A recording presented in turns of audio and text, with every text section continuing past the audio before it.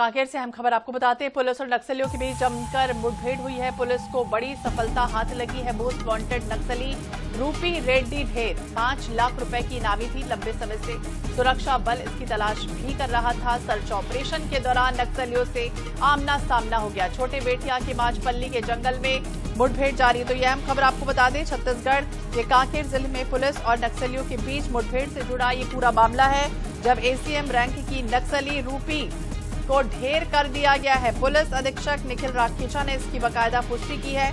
छोटे बेटिया इलाके में सर्च ऑपरेशन चलाया जा रहा था और उसी दौरान आमना सामना हो गया पुलिस के सामने और एनकाउंटर में एक महिला नक्सली को ढेर कर दिया गया। इसका नाम रूपी रेड्डी बताया गया है।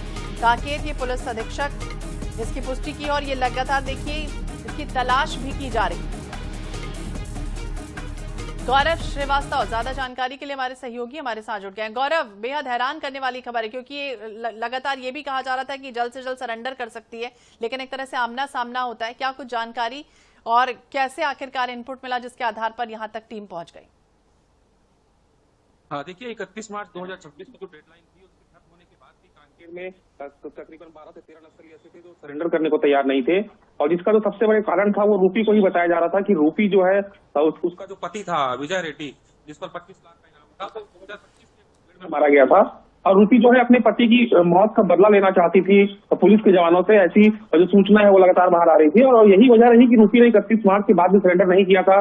पुलिस ने कई मौके उसे दिए लेकिन वो आत्मसमर्पण को तैयार नहीं थी और आज सुबह ये मुठभेड़ हुई है जिसमें रूपी को एनकाउंटर कर दिया गया है। साथ ही अब ऐसा लग रहा है कि जो बचे हुए नक्सली हैं वो भी, क्योंकि पुलिस ने ऑपरेशन तेज कर दिया है, तो यहाँ बचे हुए नक्सली भी जल्द सरेंडर कर देंगे या फिर वो भी मारे जाएंगे। और सबसे महत्वपूर्ण बात यह है कि रूपी जो है वो तेलंगाना कैडर की अंतिम नक्सली की बस्तर में जो मारी गई है, और इसके बाद अब तेलंगाना कैडर का कोई भी नक्सली बस्तर में नहीं बचा है।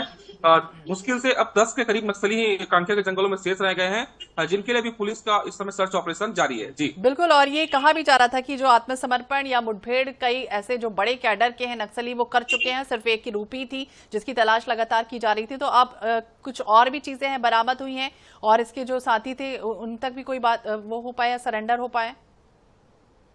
देखिए, रूपी के शव के साथ ऑटोमेटिक हथियार वहां से मिले हैं, कुछ गोला बारूद भी वहां से बरामद हुए हैं। अब कांकेर में डीवीसीएम रैंक का एक ही नक्सली चंदर बचा है और उसके साथ कुछ लोग हैं। तो पुलिस का मानना है कि वो भी अब रूपी की मौत के बाद सरेंडर कर सकते हैं, क्योंकि रूपी ही वो नक्सली थी जिसने अपनी इस टीम को आत्मसमर्पण से रोक रखा था। लेकिन अब रूपी मारी गई है तो संभव है कि वो नक्सली जल्द सरेंडर कर दें या फिर पुलिस का सर्च ऑपरेशन तो इस वक्त जारी ही है। तो ये भी कहा जा सकता है कि आने वाले 1-2 दिनों में या वो सरेंडर कर देंगे या फिर उनका भी इनकाउंटर हो जाएगा। जी बिल्कुल, सरेंडर करेंगे या इनकाउंटर होगा, फिलहाल देखना होगा। नजर बनाए रखिएगा। गौरव, बहुत बहुत शुक्रिया तमाम जानकारी के लिए और बातचीत करने के लिए। तो पुलिस को बड़ी कामयाबी हाथ लगी है जब रूपी रेड्डी एनकाउंटर में ढेर कर दी गई। मोस्ट वांटेड नक्सली और